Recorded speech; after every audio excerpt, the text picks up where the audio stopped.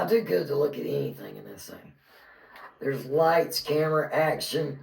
My eyes are blinking. I'm seeing spots. Back, Liv. Yep. Sit forward. Lean forward. I was trying to make my boobs. No, lean like you lean in the podcast and start talking. Okay, lean toward. Because, I mean, these are my comfort items, like my glasses. Vape, chapstick, water, glasses, and I can pretty much conquer the world. Right. As long as I've already taken my crazy meds for the day, right, and you're not asking me, like, what else do you need to get through the day? Because right. that would be included, but I've already taken them this morning. Right. So.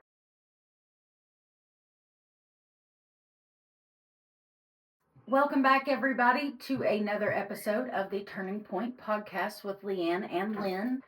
We hope you enjoyed episode 1 of Roy. This week, we are going to dive right back into Roy. So without further ado, I present to you episode 2 of Roy. But I wanted to say, this is not the podcast I really wanted to do. The podcast, if I had my choice of what I wanted to do, it would be humorous. We would be telling jokes. We would not just be sitting here talking about things that are sometimes very deep and very hard and very heavy to deal with. Like if I could have my way, I would rather be telling jokes. You are funny. So last week, with Roy, we were introduced to him and what your truck driver friend went through, what you recorded while he was asleep. And basically, we just kind of talked about you telling your truck driver friend, you're going to have to take him on that last ride in California. Yeah. I think, and here's some crazy stuff. I've called my truck driver friend. Since last week? Since last week. Okay. And talked to him and said, hey, will you come on and at least let me interview you? You don't have to be here, but at least let me, call and record. Because, I mean, the whole, I forwarded the podcast to him. Okay. So he could hear it because I wanted his opinion on what he thought about it. And he called me back and he was like, the minute I heard my voice talking, he said I started feeling all the feelings. Just like he had that night. The same feelings. He wanted to cry, the depression, the pain. He even felt the pain. You could feel where Roy had gotten shot because he was dragging himself. So you could feel the pain right here in your body, in your hip, your lower back. And the pain he experienced was so strong that he went to the hospital. Thinking something was wrong with him. And he was feeling someone else's pain. And he didn't even realize it. And he's willing to talk to us and tell us his side. And we talked about it a little bit the other night and laughed about, I said, so did you think I was crazy? And he was like, did I think you were crazy? And I was like, well, okay, that's good to know that you thought I was crazy. You actually did. And he was like, oh yeah. He said, which we thought. Yeah. Well, I mean, I thought I was crazy. Right. So it's no big difference. There are a couple of things. Well, one thing in particular, because he did say this to me when we were on the phone together. He said, you got one thing wrong, and that was the dates. The Battle away was 1968. He was born in 1964. He being truck driver. The truck driver that had the encounter with Roy. Right. Gotcha. He was. I just want the audience to understand who everybody is and where they're at. Right. He was born in 1964, so that's what made it he wasn't living a past life. He was definitely.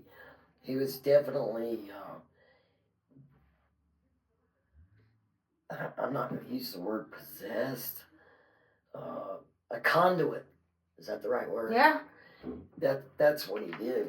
He was. I think he and I together made some kind of weird link because after we stopped dating And we were talking on the phone. He calls me up one day and he's like, okay, something weird's going on. And I'm like, what? And he said, well, all of a sudden I want to listen to Celtic music. And he said, I'm over here Googling a kilt. Like, is that how you say it? The little skirt thing, the kilt.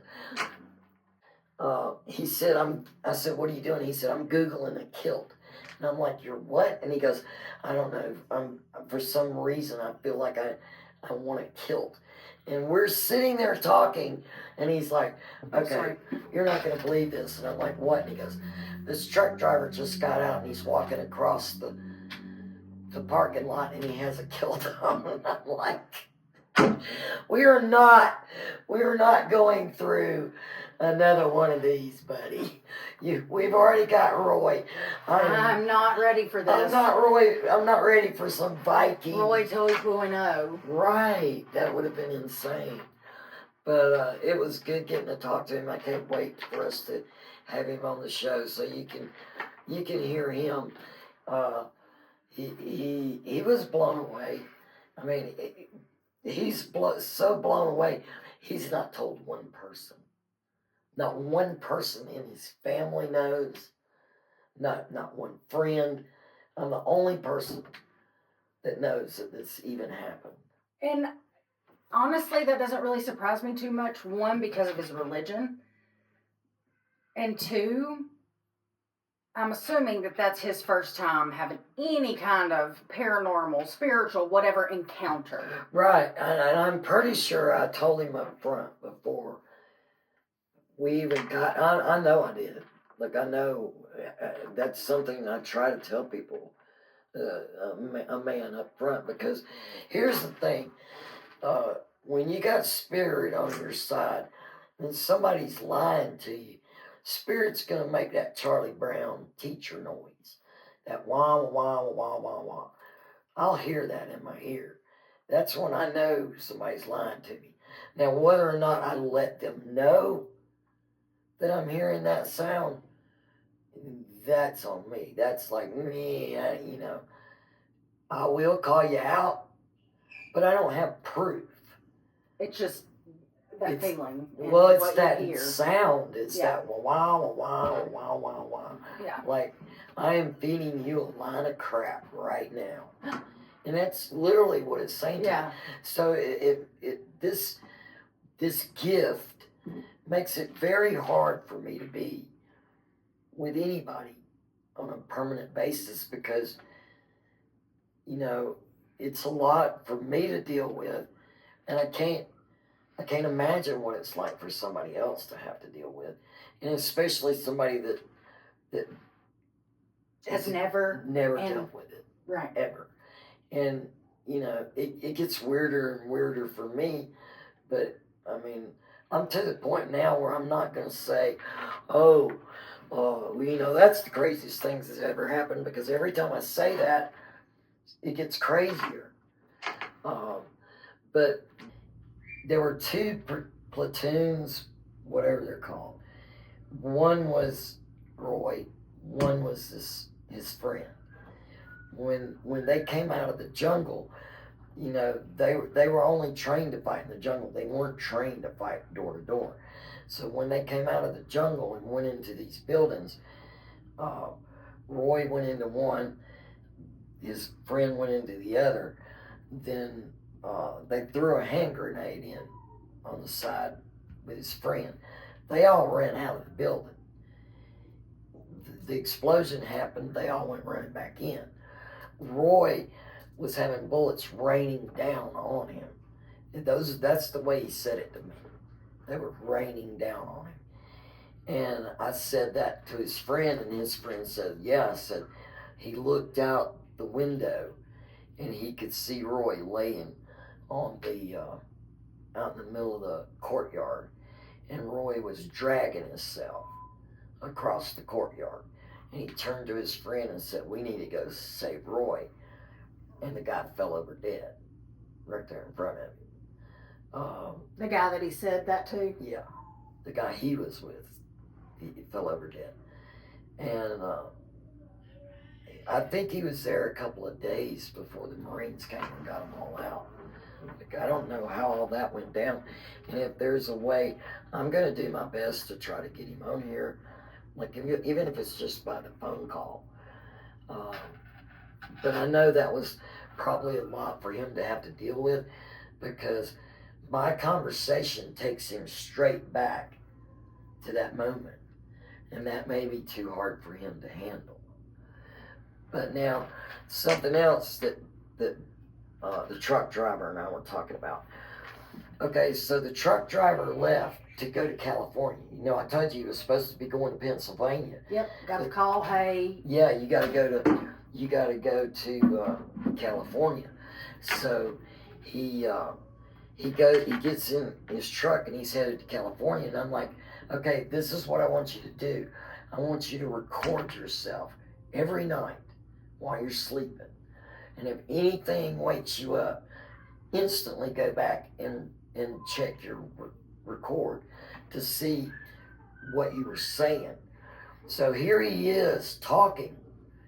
He was talking to his dog and didn't even know it was his own dog. A few moments later. The truck driver's on the road. Roy somehow is still here. He's texting the truck driver 14 pages on my phone. Like, don't ask me how this went down because I can't tell you. Okay. But I woke up the next morning, I pull up my phone, and there's this whole conversation that looks like I text to the truck driver. 14 pages. So I start going through it. Well, I just went on and sent it to him because I couldn't even get it all erased. I was like, okay, I'm over this. So I sent it so I could look at it. Well, then I look at it through the text, and it's all these numbers. And it's 1, 2, 3, 4, 5, 6, 7 numbers. And it's a bunch of them. It was all these numbers, and it was like coordinates. And there were birthdays. And it was, he talked about his birthday. My birthday was in it. Like, I don't understand how all that was in it. But I started writing down because a friend at work said, those sound like coordinates. She said, you need to write them down. So I wrote the coordinates down, or I wrote these numbers down, and I didn't go from the top of this 14-page thing. I was just kind of bouncing around. And I think I even started at the bottom of that page and started writing down numbers. Well, when I go back and I start reading what he had wrote to the truck driver, all of a sudden there's a line, and I read it, and it said, 4th on Lynn's list. And it was numbers. Okay, I want you to look. 1, 2, 3, 4. Okay. That was the set of numbers that he said would be 4th on Lynn's list. It literally matched those numbers. Do you understand what I'm saying? Yeah. How did he do that the night before I even did that?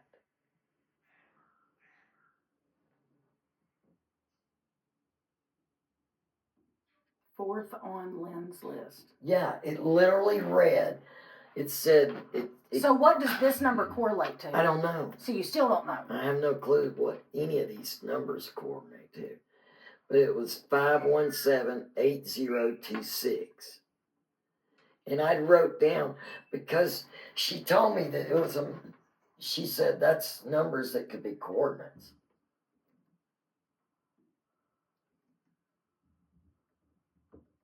Like, I don't know what it is. We've yet to figure that out. He talked about, he talked about VOLCKER. Don't have a clue what that is. He talked about his birthday coming up. But it was 14 pages. of him doing it. And knowing that I was going to write that number down. So we've got to figure out what this number is. I have no clue.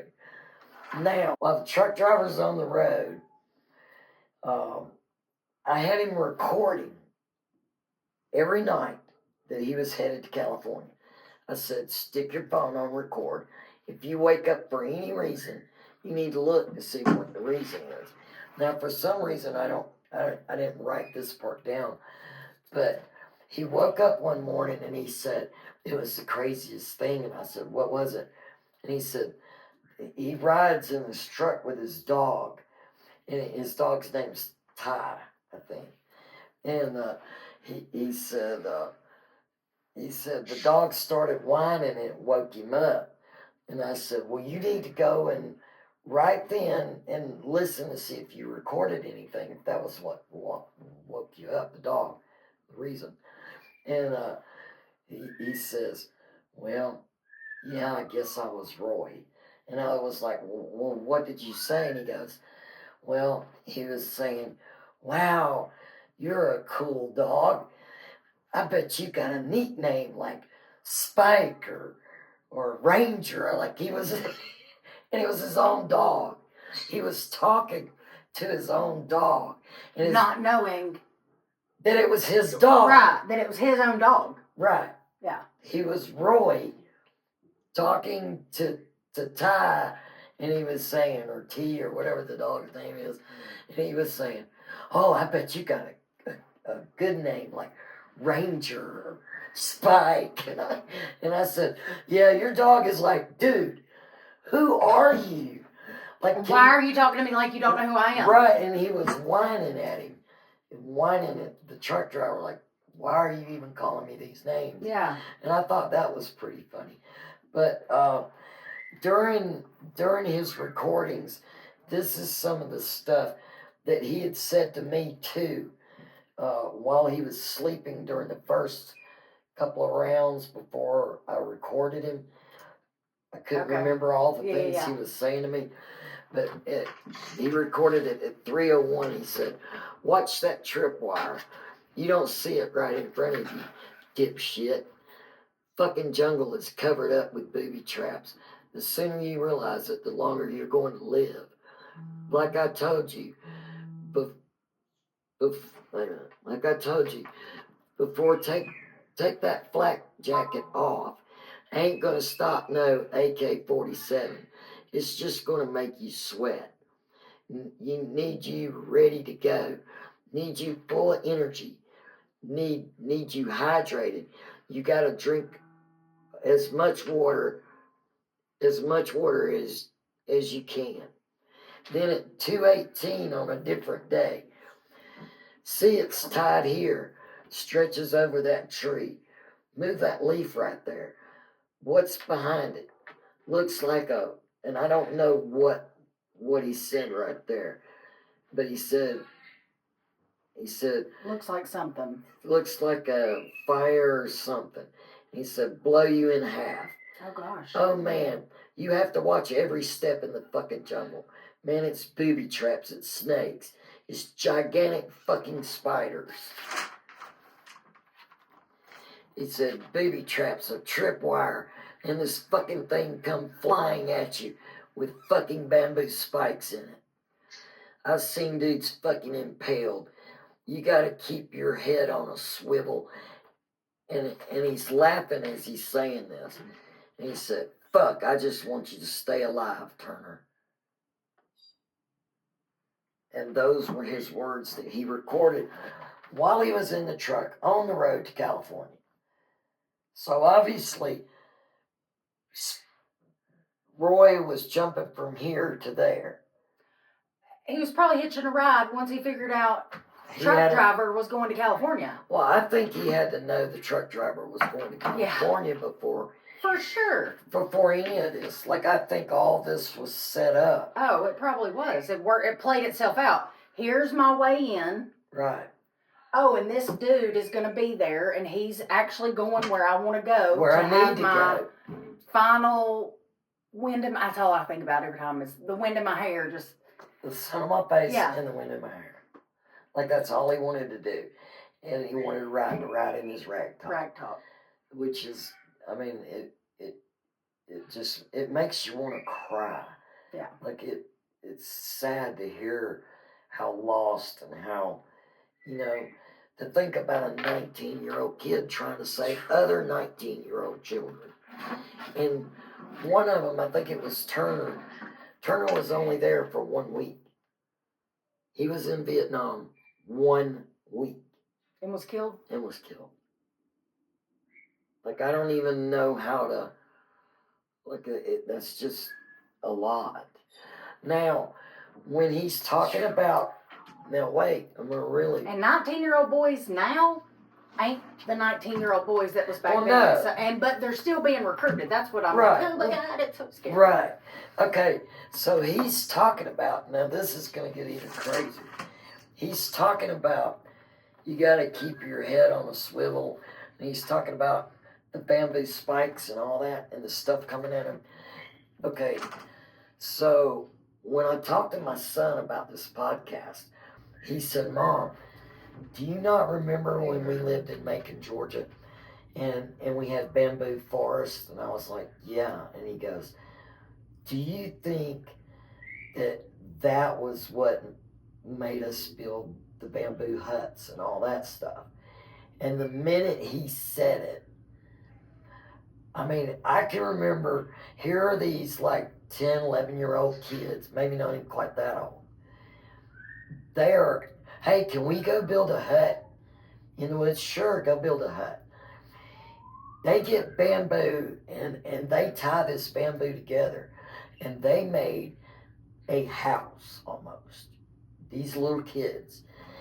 Then they had some kind of log that they had tied up and they had it pulled back and had it made in with a trip wire. Little boys, never seen anything on Vietnam. Had it tied up with a tripwire. Took bamboo stakes, made bamboo stakes, planted them in the ground.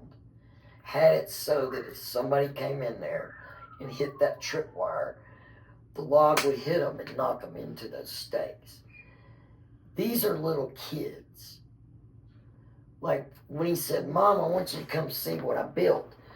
We built a hut. And I'm thinking, okay, it's in a little hut. Yeah. Get over there. This looked like something a grown adult would have built. Like when I looked at it, and he's like, Mom, come here, look at this. And they're showing me how this tree limb come flying. I mean, I'm a parent with these kids. And he's like, what's this? And this tree limb comes flying out of the trees, would have whacked somebody and thrown them into the daggum spikes. And I'm like, are you people crazy? We cannot have this in the middle of the woods.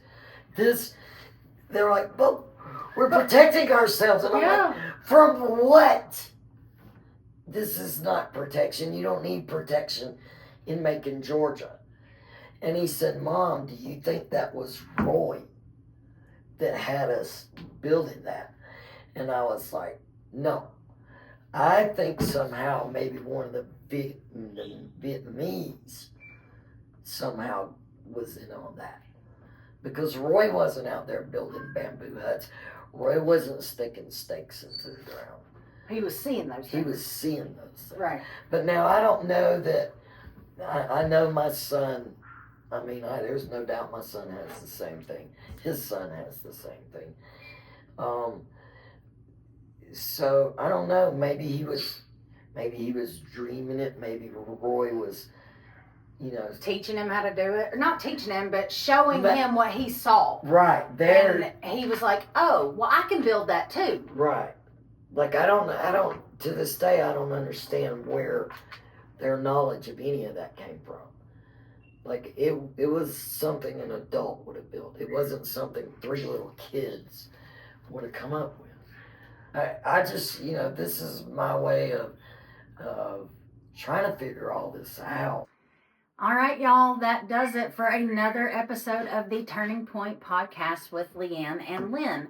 We really hope that you enjoyed Roy Part 2. And if you would, please don't forget to like, share, subscribe, and comment. Thanks, y'all. Thank you.